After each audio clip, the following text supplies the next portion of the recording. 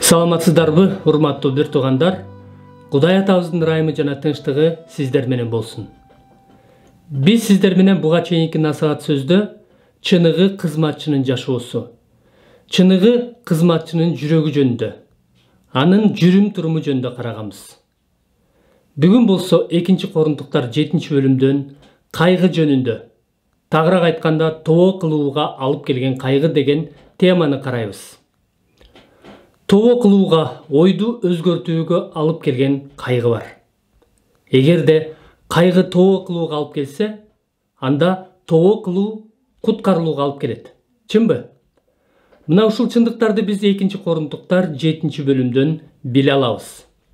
2 Корунтуктар 7-бөлүм 2-аяттан 7-аятка чейин Паул корунтуктар үчүн кубанып жатат.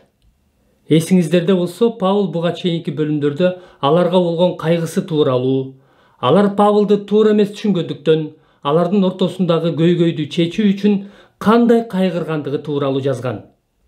Ал эми бул аяттарда болсо Паул алар үчүн кубанып жатат. Бир туугандар, мен бул бөлүмдүн 9-дан 11-ге чейинки аяттарына гана басым жасап, ушул насаат сөзүнүн темасын ушул аяттар аркылуу кененирээк ачып бергим келет. Калган аяттарды болсо контексти толук ачып берүү үчүн жөн гана окуп чыгып, кыскача гана түшүндүрүп кетейин. 2-ден 7-ге чейинки аяттар. Бизге жүрөгүңөрдөн орун бергиле. Биз эч кимди таарынткан жокпуз. Эч кимге зыян келтирген жокпуз. Эч кимди пайдаланган жокпуз. Башкалар аларды пайдаланыш үчүн өзгөчө жалган кызматчылар, жалган окутуучулар аларды пайдаланыш үчүн алардын арасына кирип алышкан. 3-аятта муну силерди айыпташ үчүн айтып жаткан жокмун. Жаңы келишим кызматы айыптоо кызмат эмес, актоо кызматы. Мурун айтып кеткенимдей, силер биздин жүрөгүбүздөсүңөр. Өлсөк да, жашасак да силер менен биргебиз. Силерге болгон ишенимим чоң. Силер менен өзгөчө сыймыктанам. Бардык кайга капабызга карабай, толугу менен сооронуп, аябай кубанып жатам. Кубанычка айланган кайгы.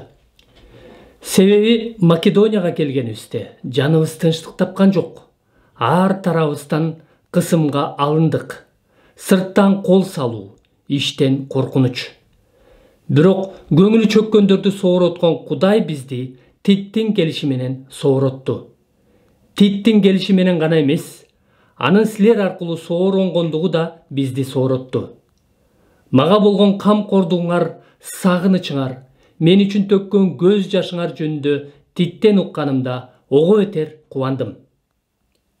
Демек, бул аяттарда Паул корунтуктар үчүн аябай кубанган. Анткени алар Паулду капа кылышкандыгы үчүн көз жашын төгүшкөн. Кызыл Инжилде 7-аят мындай деп айтылат. Ал эми силердин мени канчалык сагынып, мурда капалантып алганыңарга канчалык кайгырып, эми колдоого даяр экениңерди укканда, төбөм көккө жетти дейт. Алар Паулду мурда капа кылып алгандарына өкүнүп, ошол үчүн кайгырып, эми болсо мамилени калыбына келтирүүгө даяр болушкан. Мына ушул нерсе Паулду абдан кубанткан. Андан ары 8-ден 11-ге чейинки аяттар. Ошондуктан жазган катым менен силерди капалантканыма өкүнбөйм. Катымдын силерди капалантканын көрүп, өкүнгөн элем. Бирок силер убактылуу эле капаландыңар. Азыр болсо кубанып турам. Албетте, кайгырганыңар үчүн эмес, күнөөңөрдү сезип өкүнүп, кайгырганыңар үчүн кубанып жатам. Анткени силер Кудайга жаккандай кайгырдыңар. Демек, биз силерге эч кандай зыян келтирген жокпуз. Себеби Кудайга жаккан кайгы тоо кылып куткарылууга алып келет. Ал эми бул дүйнөнүкүндөй кайгы өлүмгө дуушар кылат. Себеби Кудайга жаккан кайгы силерде кандай тырышчаактыкты, кечирим суроону, күнөө кылган адамга нааразыланууну, коркунучту, каалоону, кызганчаактыкты, жазаны жаратканын карагылачы. Бул иште таза экениңерди бардык жагынан көрсөттүңөр. Бул аяттардан эки түрдүү кайгыны көрө алабыз. Кудайга жаккан кайгы жана Кудайга жакпаган кайгы, тагыраак айтканда бул дүйнөнүкүндөй кайгы. Ушул эки кайгынын айырмачылыгы эмнеде? Кудайга жаккан кайгы тобо кылууга алып келет. Ал эми тобо кылуу болсо куткарылууга алып келет. Кудайга жаккан кайгынын жемиштери, Кудайга жаккан кайгы тырышчаактыкты, кечирим суроону, күнөө кылган адамга нааразыланууну, коркунучту, каалоону, кызганчаактыкты, жазаны жаратат. Кызыл Инжилде Кудай салган кайгыңар не деген жемиш бергенин карасаңар, болгон ишке ушунчалык олуттуу мамиле кылып, канчалык тазалангыңар келип турганын, күнөөгө кыжырданып, ушунчалык коркконуңарды өзүмдүн жаныңарда болушумду эңсеп, туура иш кылууга далалаттанып, айыптуу адамды жазалоого даяр болгонуңарды, мунун баары силердин актыгыңардын ачык айкын далили. Ал эми Кудайга жакпаган кайгы, тагыраак айтканда, бул дүйнөнүкүндөй кайгы өлүмгө дуушар кылат. Ошондой эле анын жемиштери, таарыныч, кечирбестик, күнөө жана башка, мунун бардыгы өлүмгө дуушар кылат. 12ден 16га чейинки аяттар. Мен бул катты таарынткан адам үчүн да, таарынган адам үчүн да жазган жокмун. Болгону биз жөнүндө кандай кам көрөрүңөр Кудай алдында өзгөргө белгилүү болушун гана кааладым. Анткени биз силердин сооронуңар аркылуу сооронуп калдык. Буга кошумча, Титтин кубанычы бизди ого бетер кубантты. Баарың анын рухун тынчтандырыпсыңар. Мен силерди ага мактап уятка калган жокмун. Силерге айткандарыбыздын баары чындык болгондой эле, Титке силерди мактаганыбыз да туура болуп чыкты. Баарыңардын тил алчаактыгыңарды, өзүн коркунуч менен кандай ызаттап кабыл алганыңарды эстеген сайын, анын жүрөгү жылыйт. Ошентип, бардык нерседе силерге таяна ала турганыма кубанам.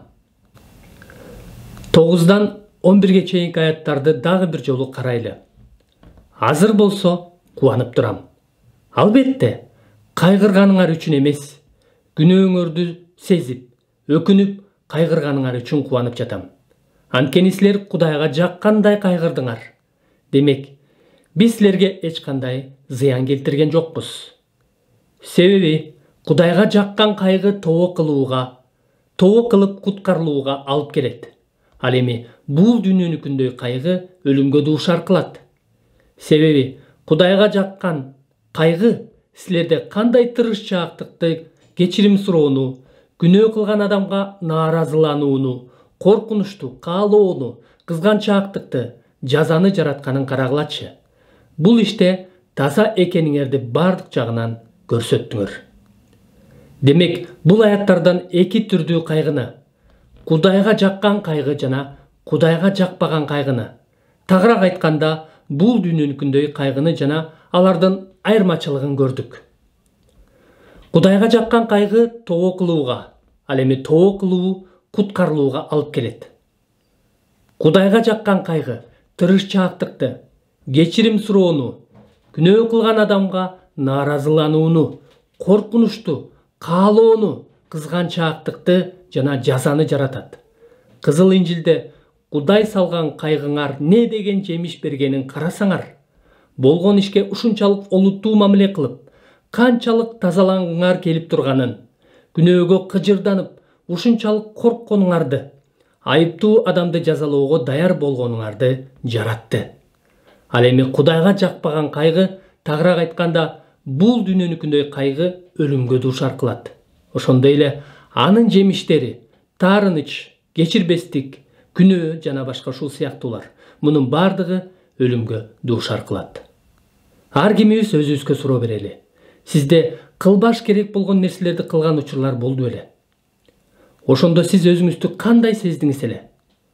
Ошол үчүн өкүндүңүз беле? Эмне жөнүндө өкүндүңүз эле? Балким сиз бирөөнүн кайгырышына себеп болуп жаткандырсыз. Бул үчүн эмне кыласыз? Сиздин кайгыңыз Кудайга жаккан кайгы экенин кайдан билесиз?